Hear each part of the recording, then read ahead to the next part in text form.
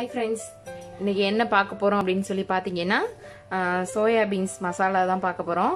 இது வந்து ரைஸ்க்கு எல்லாத்துக்குமே வச்சு சாப்பிடலாம். நான் இது ஏற்கனவே உங்களுக்கு வந்து ஸ்டோர் பண்றது சொல்லியிருந்தேன். ஆல்ரெடி சோயா பீன்ஸ் குழம்பு வச்சிருந்தேன், வீடியோ போட்டிருக்கேன்.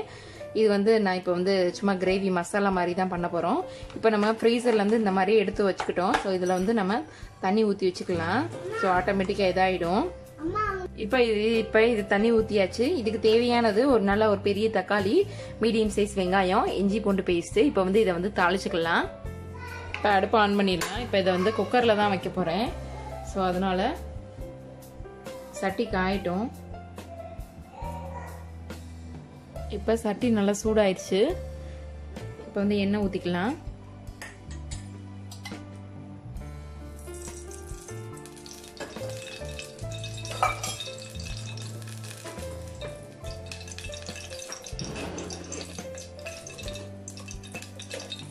இது வாசனைக்காண்டி ஒரு சின்ன பட்டை,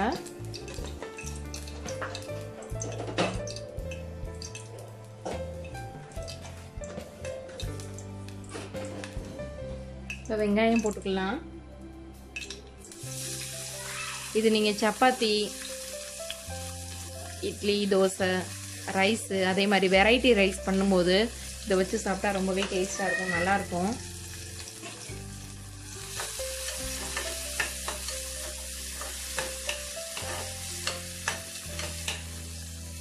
இப்போ வெங்காயம் ஓரளவு குக் ஆயிடுச்சு. இப்போ இஞ்சி பூண்டு பேஸ்ட் போட்டுக்கலாம். இஞ்சி பூண்டு பேஸ்ட் 3/4 ஸ்பூனு. இப்போ இதை கிளறி விட்டுக்கலாம்,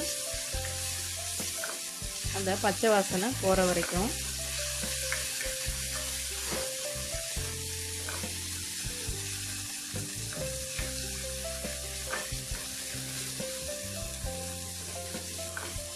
இப்போ தக்காளி ஆட் பண்ணிடலாம்.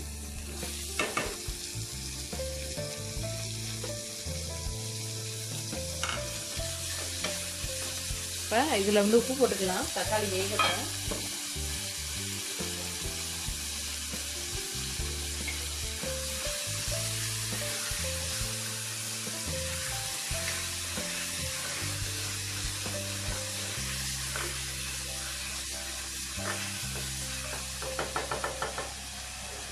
இப்ப தக்காளி எல்லாமே நல்லா குக் ஆயிடுச்சு. இப்போ வந்து மிளகாத்தூள் போட்டுக்கலாம்.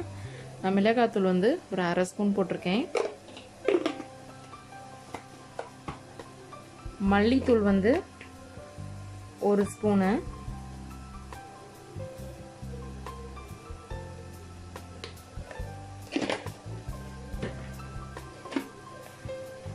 ஜீரகத்தூள் வந்து ஒரு 1/4 ஸ்பூனு.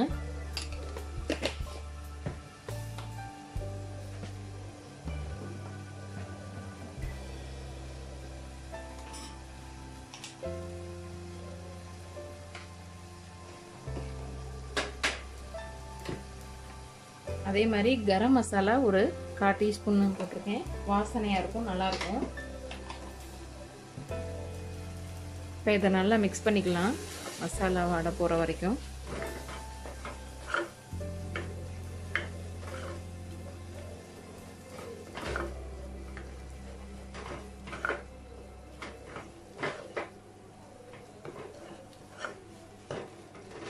இப்போ நல்லாவே மிக்ஸ் பண்ணியாச்சு. இப்போ நம்ம லாஸ்டா வச்சிருக்க பயிரை ஆட் பண்ணிடலாம்.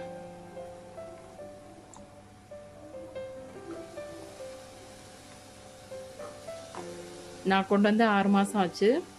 ஸோ எல்லா பயிரும் காலி ஆயிடுச்சு. இன்னுமே நல்லா ஃப்ரெஷ்ஷாக நல்லா இருக்கு, அதை ஸ்டோர் பண்ணி வச்சிருக்கிறதுனால. இந்த மாதிரி நீங்கள் ரைஸ்க்கெலாம் வச்சு சாப்பிட்டீங்கன்னா ரொம்பவே டேஸ்ட்டாக இருக்கும், நல்லாயிருக்கும். ரசம், சாம்பார், வெரைட்டி ரைஸ் இதுக்கெல்லாம் வச்சு சாப்பிட்டிங்கன்னா ரொம்பவே டேஸ்ட்டாக இருக்கும், நல்லாயிருக்கும்.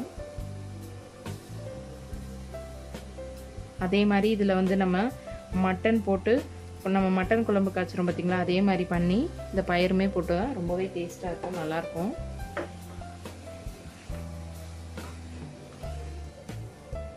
இப்போ இதை நல்லா மிக்ஸ் பண்ணிக்கிடுவோம். பண்ணிவிட்டு தண்ணி ஊற்றி இதை மூடி வச்சிடலாம்.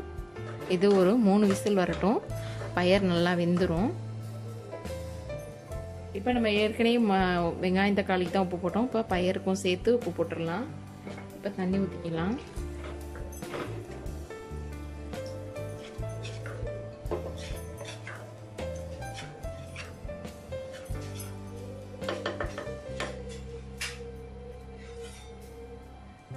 இப்போ தண்ணியெலாம் ஊற்றியாச்சு, உப்பு போட்டாச்சு. இப்போ இதை மூடி வச்சிடலாம். 3 விசில் வரட்டும். 3 விசில் வந்தோடனே பார்க்கலாம். இப்போ ரெடி ஆயிடுச்சான்னு பார்க்கலாம். நல்லா ரெடி ஆயிடுச்சு. இப்போ நீங்கள் வந்து இதை வந்து நீங்கள் அப்படியே வச்சுக்கிறதா இருந்தாலும் வச்சுக்கலாம். இப்போ நீங்கள் தோசை, இட்லி அந்த மாதிரி இருந்தால் இந்த மாதிரி கிரேவியை நீங்கள் ஊற்றி சாப்பிட்றா இருந்தால் வச்சுக்கலாம். இப்போ நான் இதை வந்து இப்போ நான் ரைஸுக்கு எடுத்துக்கிறதுனால இதை கொஞ்சம் இன்னுமே கொஞ்சம் ஒத்த வைக்க போகிறேன். அப்போ தான் நல்லாயிருக்கும் ரைஸுக்கு வச்சு சாப்பிடும்போது. இன்னுமே இது நல்லா வத்தட்டும் தண்ணி. இப்போ இது நல்லா கிரேவியெல்லாம் வத்திடுச்சு, நல்லா ரெடி ஆயிடுச்சு. அடுப்பை ஆஃப் பண்ணிக்கலாம். ஓகே ஃப்ரெண்ட்ஸ், இது ரெடி ஆயிடுச்சு. கண்டிப்பாக ட்ரை பண்ணி பாருங்கள். இந்த வீடியோ உங்களுக்கு பிடிச்சிருந்துச்சுன்னா லைக் பண்ணுங்கள், ஷேர் பண்ணுங்கள், கமெண்ட் பண்ணுங்கள். மறக்காமல் சப்ஸ்கிரைப் பண்ணுங்கள். தேங்க்யூ.